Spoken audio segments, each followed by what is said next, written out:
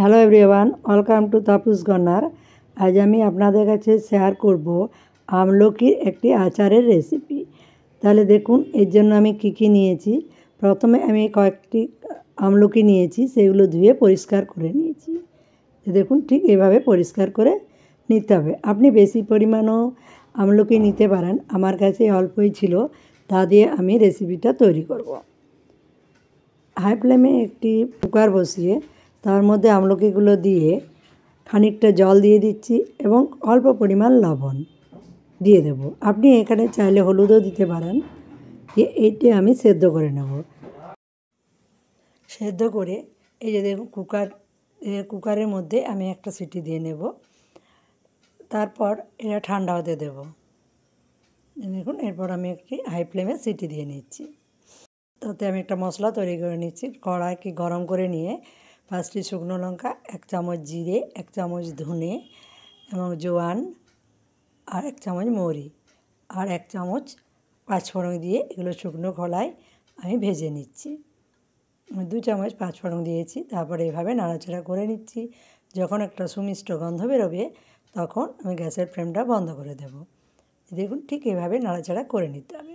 খেয়াল রাখতে হবে যেন এর মশলাটা পুড়ে না যায়। এভাবে আবারও কয়েক মিনিট আমি নাড়াচাড়া করে নিচ্ছি। তারপর হালকা গরম হওয়ার পর এটা আমি গুঁড়ো করে নেব। শিলবাটাও করতে পারেন, না হয় মিক্সিতেও আমি গুঁড়োটা করে নিতে পারেন। দেখুন ঠিক এভাবে আমি করে নেব। নাড়াচাড়ার পর এই যে একটি থালার মধ্যে তুলে হালকা ঠান্ডা হওয়ার পর আমি এগুলো করে নেব। অপরদিকে এই যে দেখুন আমলকিগুলো সেদ্ধ হয়ে গেছে, তাহলে আমি জলটা ঝরিয়ে নিচ্ছি। যেহেতু আমলকিটা কষ বের হয়, সেটা আমি আলাদা করে দিচ্ছি জলটা। আর এইভাবে আমি ছাড়িয়ে নেব। সব আমলকিগুলো এইভাবে বীজগুলো ছাড়িয়ে নেব। দেখুন ঠিক এভাবে আমি ছাড়িয়ে নিচ্ছি। চাইলে আপনি এর খোসাটাও আগে তুলে নিতে পারেন, কিন্তু খোসাটা থাকলে খেতে ভালো লাগে এবং আচারটা খুবই সুন্দর হয়। দেখুন ঠিক এভাবে আমি ছাড়িয়ে নিই। খুব সেদ্ধ করবেন না, কিন্তু হালকা সেদ্ধ করে নিতে হবে, না হয় আচারটা ঘেটে যাবে। সব কটাই আমার ছাড়ানো হয়ে গেল।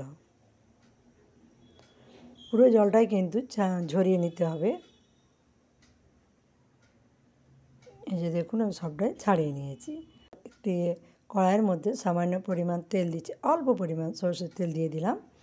এখন গ্যাসের ফ্লেমটা মিডিয়ামে রেখেছি।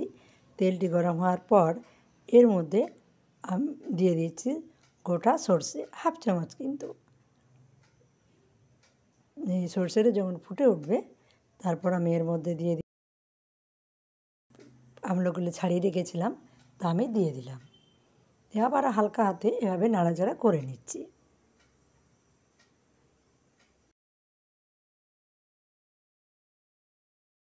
দু মিনিট নাড়াচাড়া করে নেওয়ার পর এর মধ্যে আমি দিয়ে দিচ্ছি কিছুটা চিনি। এই চিনিটা আপনি কমা বাড়া করে নিতে পারেন।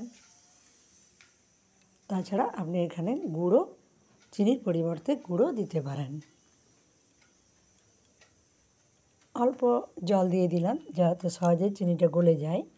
তারপর গ্যাসের ফ্লেমটা কমিয়ে এভাবে নাড়াচাড়া করে নিতে হবে যতক্ষণ পর্যন্ত না চিনিটা গলে যাচ্ছে।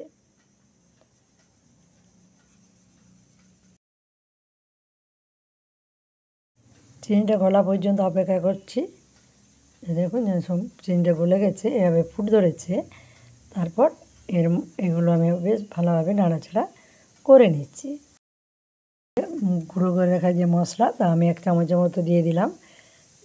যে ভেজে রাখা মশলাটা দিয়ে আবারও এভাবে নাড়াচাড়া করে নিচ্ছি, যাতে মশলার গন্ধটা পুরো আচারটার মধ্যে ঢুকে যায়।